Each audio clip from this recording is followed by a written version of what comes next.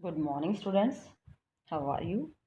I hope you are fit and fine at your home and doing your homework regularly. Students, Social and Political Life, Chapter 4, Growing Up as Boys and Girls का first part हमने read किया, जिसमें जो society की thinking है वो उसके बारे में हमने रीड किया कि वो उनके बचपन से ही उनके बारे में अपनी राय को बना लेते हैं कि लड़के को किस प्रकार के खिलौने दिए जाने चाहिए, किस प्रकार की उनको जो एजुकेशन है वो कैसे देनी चाहिए। फिर गर्ल्स के बारे में भी अपने पहले ही आइडियाज़ तैयार कर लेते हैं। तो हमने इसमें फर्स्ट इवेंट जो समोया आइलैंड्स के बारे में रीड किया कि वहाँ बच्चे कैसे ग्रोइंग करते हैं, कैसे बचपन से क्या-क्या सीखना शुरू कर देते हैं। सेकंड इवेंट हमने ग्रोइंग अप मेल इन मध्य प्रदेश की 96 की के बारे में हमने रीड किया। फिर हमने ये स्टोरी के द्वारा जो हरमीत की मदर है वो जो घर का काम कर रही है, तो दूसरे लोगों की थिंकिंग है घर का जो काम है वो ज़्यादा वैल्यूएबल नहीं है और घर के काम में ज़्यादा मेहनत नहीं है। तो ये इस प्रकार की थिंकिंग लोगों के आज भी हमारे समाज में पाई जा रही है। तो आज हम स्टार्ट कर रहे हैं वैल्यूइंग हाउस वर्क, यानी कि घरेलू काम की वैल्यू क्या है, इम्पोर्टेंस क्या है। Harmeet family did not think that the work Jaspreet did within house was real work. क्योंकि जो हरमीत फैमिली है वो नहीं सोचती थी, उसको नहीं लगता था कि जसप्रीत जो घर का काम कर रही है वो वास्तव में उसको काम नहीं मानती थी। वो ये मानती थी ऐसा काम तो ऐसे ही हो जाता है। This feeling is not unique to their families. ये उनके परिवार की अनोखी सोच नहीं थी। इस तरह से वो ही परिवार फील नहीं करता, बल्कि अदर फैमिली भी इस प्रकार की फीलिंग रखती है। अक्रॉस द वर्ल्ड, पूरे वर्ल्ड के अंदर, पूरे संसार के अंदर, the main responsibility of for house work and care giving task, यानी कि जो घर के काम की मुख्य जिम्मेदारी होती है वो किसकी होती है, औरत की मानी जाती है, महिला की मानी जाती है।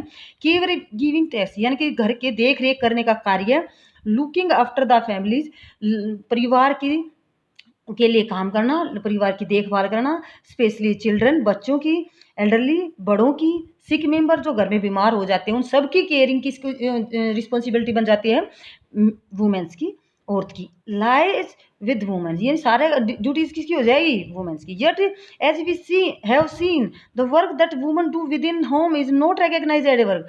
जो वो काम मॉर्निंग के से लेकर इवनिंग तक एक औरत के द्वारा किया जाता है उसको कोई रिकग्नाइज नहीं किया जाता, मान्यता नहीं दी जाती। औरत के द्वारा घर के अंदर जो किए गए काम है उसको ज़्यादा मान्यता नहीं मिलती, ज़्यादा इंपॉर्टेंस नहीं मिलती। Also assume that is a something that comes naturally to women से, जो ये माना जाता है कि ये तो सिर्फ प्रकृति के द्वारा औरत के लिए ही काम बनाए गए हैं। It therefore does not have to be paid, उसके लिए कोई इसको तनख्वाह नहीं दी जाती। And society devalued this work, इसके लिए वो कम इम्पोर्टेंस देती है कि घर के काम की कोई ज़्यादा इम्पोर्टेंस नहीं है, कोई अधिक महत्व नहीं दिया जाता। तो ऐसा नहीं है, क्योंकि जो घर का काम है वो थकाने वाला होता है, टाइम कंज्यूमिंग होता है, तो हमें घर के काम की इम्पोर्टेंस रखनी चाहिए। Life of domestic worker. अब हम यहाँ एक इंसिडेंट रीड करते हैं।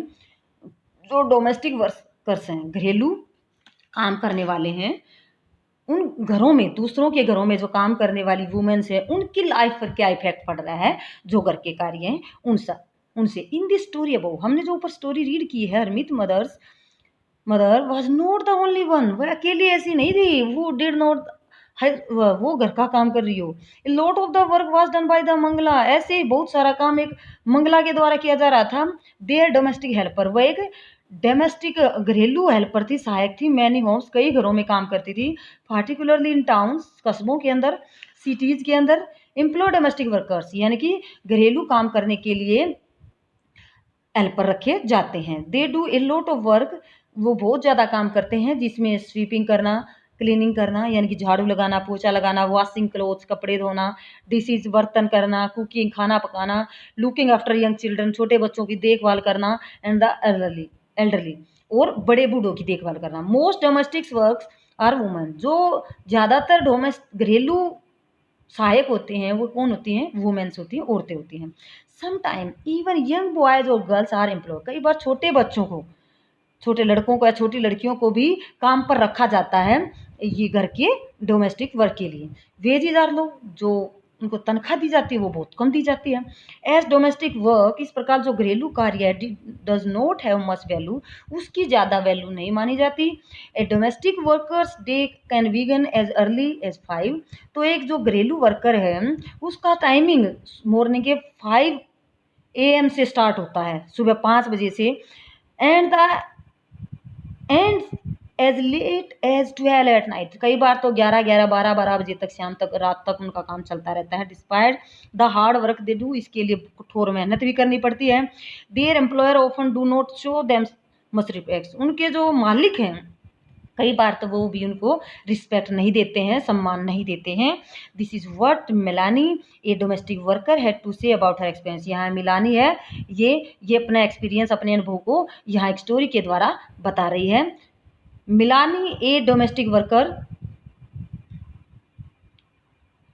जो मिलानी है वो अपने एक्सपीरियंस को शेयर कर रही है, वर्किंग इन दिल्ली के अंदर वर्क कर रही है। My first job was with A rich family, जो पहली बार उसने काम किया था एक रिच फैमिली, अमीर घर के अंदर। Lived in A 3 story house, यानी कि वो 3 मंजिले घर में रह रहे थे।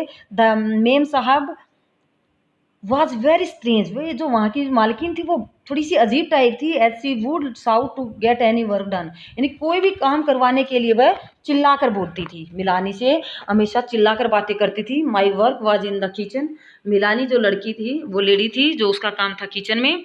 देर वर 2 अदर गर्ल्स, घर में 2 और लड़कियां थी जो काम के लिए रखी गई थी। हु डिड द क्लीनिंग, जो सफाई करती थी। Our day would begin at 5 o'clock, उनका जो कार्य करने का टाइम स्टार्ट होता था मॉर्निंग के 5 AM से।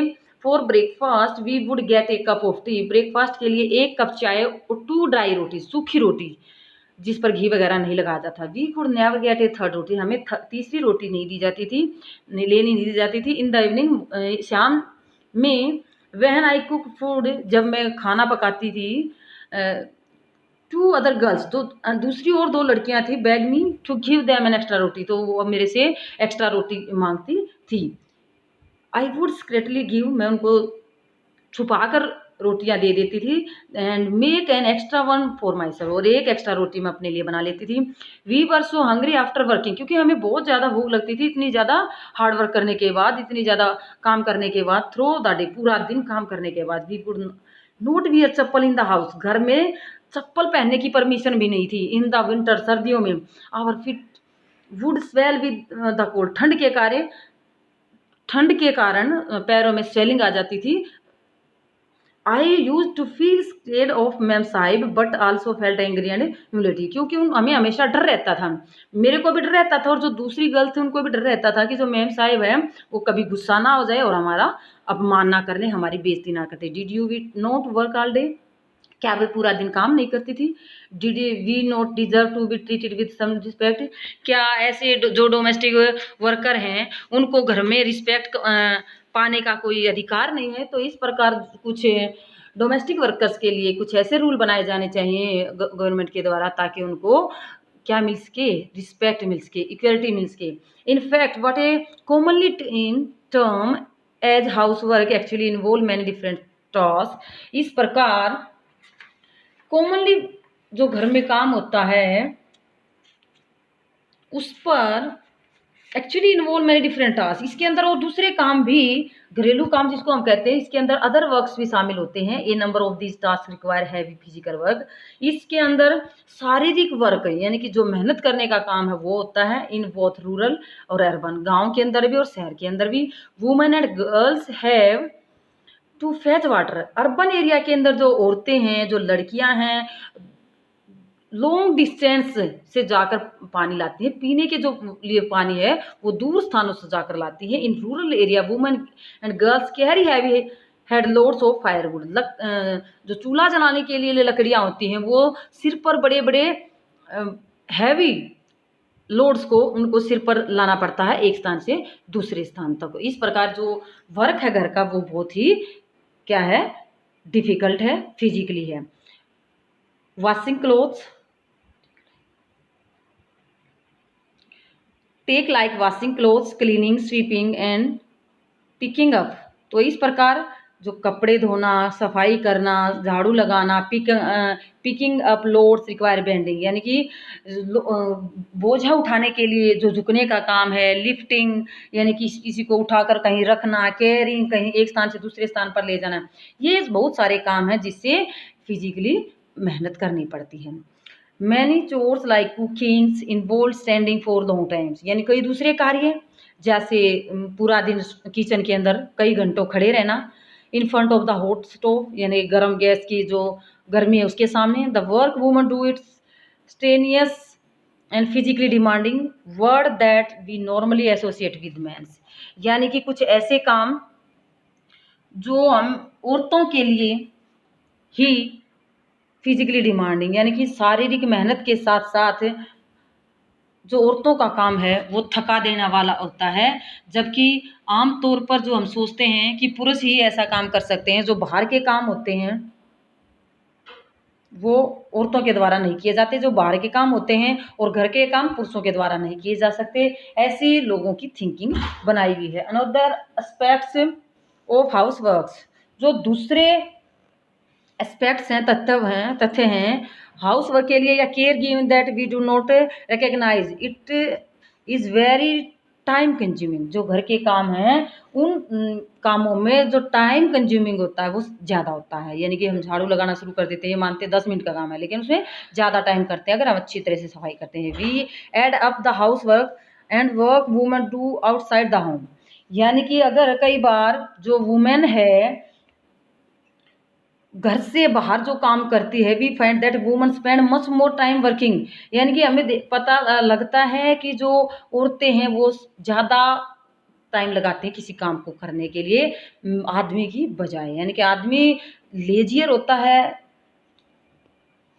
थोड़ा सा सुस्त हो सकता है, लेकिन औरत किसी भी काम करने के लिए उस पर ज़्यादा टाइम लगाती है। Below is some data from special study done by the central statistical organisation, ये ध्यान रखना सेंट्रल स्टैटिकल ऑर्गेनाइजेशन केंद्रीय सांख्यिकी संगठन, यानी कि जिससे जो डाटे हैं वो तैयार किए जाते हैं। ये डाटा यहाँ दिया गया 1998 से 99 का, जिसमें हम देखते हैं कि औरतों के जो वर्क हैं वो कैसे यहाँ दिखाए गए हैं। State Haryana Tamil Nadu, women paid work कितने घंटे काम करते हैं, जो वुमेन 23 भी कर सकते हैं 19 तमिलनाडु में, हरियाणा 23।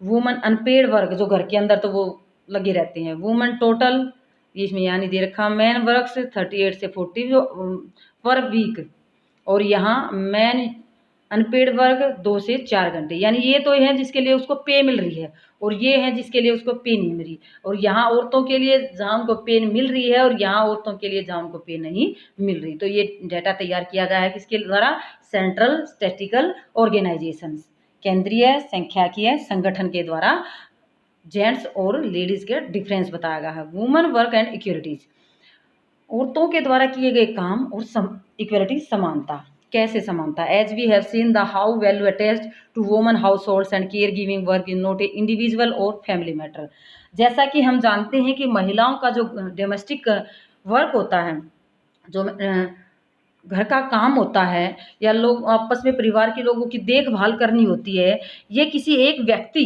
इंडिविजुअल या फैमिली का मामला नहीं है, it is a part of a larger system, ये एक बहुत बड़ी व्यवस्था का पार्ट है। इन equality between man and women, तो ये किसके बीच असमानता है, आदमी और औरत के बीच में। It therefore has to be dealt with through action not just at the level of the individual और the family but also by the government. तो इस प्रकार जो असमानता है ये समाज का ही भाग है, इसलिए इसके सॉल्यूशन के लिए गवर्नमेंट के द्वारा काम किए जाने चाहिए, चाहे वो पर्सनल है या चाहे वो फैमिली का है मामले हैं, लेकिन इन सभी कामों पर जो इनइक्वालिटी है मैन और वुमेन के बीच में, इसको कम करने का कार्य किसके द्वारा किया जाना चाहिए, गवर्नमेंट के द्वारा। एज वी नाउ नो, जैसे हम जानते हैं, equality is an important principle of our constitution, जो समानता है वो सबसे महत्वपूर्ण सिद्धांत है किसका, आवर कॉन्स्टिट्यूशन का, हमारे संविधान का। The constitution says that being male और female should not become a reason for discrimination, तो संविधान के अंदर कहा गया है कि आदमी और औरत किसी भी आधार पर, किसी भी कारण के आधार पर भेदभाव नहीं किया जा सकता, चाहे वो औरत है चाहे वो मर्द है। इन रियलिटी, लेकिन वास्तव में इनइक्वालिटी बिटवीन द सेक्सेस, यहाँ पर लिंग के आधार पर भेदभाव किया जाता है।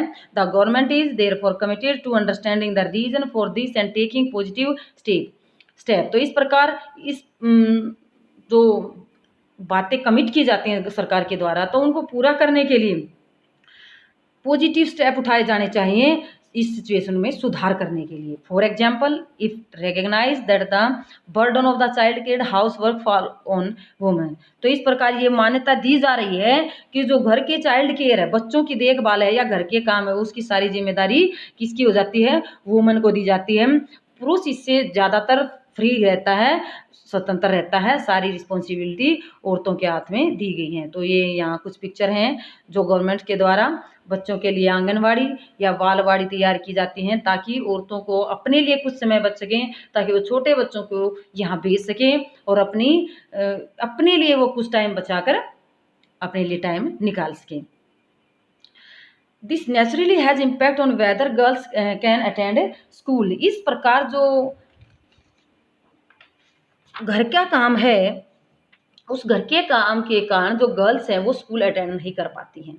It determines weather women can work outside, और इसके कारण ही जो औरतें बाहर काम करना चाहती हैं, यानी कि पे पर काम करना चाहती हैं, घर से बाहर जाकर काम करना चाहती हैं, what kind of jobs and career, वो किस प्रकार के कार्य कर सकती हैं। यानी कि घर का काम भी करना, बच्चे भी संभालने, बड़ों को संभालना, उसके बाद उनको बाहर का काम या किस प्रकार के कैरियर को वो अपने लिए चुन सकती है। The government has setup anganwadi और चाइल्ड केयर सेंटर। तो सरकार के द्वारा कुछ ऐसे सेंटर हैं जिनको सेटअप करना चाहिए, जैसे anganwadi, child care centre, several village in country, देश के सभी गांव के अंदर। The government has pass law, और सरकार के द्वारा ऐसे कानून पास किए जाने चाहिए। Make its mandatories for organisation that have more than 30 women employ to provide creche facilities. इस प्रकार की जो आंगनवाड़ी या बालवाड़ी का ओपन किया जा रहा है, तो क्रैच है जो बालवाड़ी है, वहाँ सबसे ज़्यादा से ज़्यादा 30 से ज़्यादा औरतों को एम्प्लॉयज़, कर्मचारी के रूप में काम दिया जाना चाहिए। द प्रोविजन ऑफ क्रैच, इस बालवाड़ी में जो सुविधाएं दी जानी चाहिए, help many women to take up employments outside the home. इस प्रकार से बहुत सारे लोगों औरतों को टाइम मिल पाएगा घर से बाहर जाकर नौकरी करने का। It also make it's possible more girl to attend school. इस प्रकार पॉसिबल हो पाएगा कि लड़कियां ज़्यादा स्कूल अटेंड करना शुरू कर सकती हैं। तो इस प्रकार जो हमने लेसन के अंदर जो प्रॉब्लम्स हैं वो उनके बारे में रीड किया, और जो औरतें और लड़कियों के सामने जो प्रॉब्लम है उसको दूर करने के लिए सरकार के द्वारा कुछ और रेगुलरली रूल्स बनाए जाने चाहिए, ताकि लेडीज़ और गर्ल्स के लिए उसका ज़्यादा से ज़्यादा प्रॉफिट किया जा सके, ताकि जो समाज है, सोसाइटी के अंदर जो इक्वालिटी है उसको दूर किया जा सके, सभी को इक्वल राइट मिल सके। ओके स्टूडेंट्स, वीडियो को ध्यान से सुनना है, लेसन को समझना है।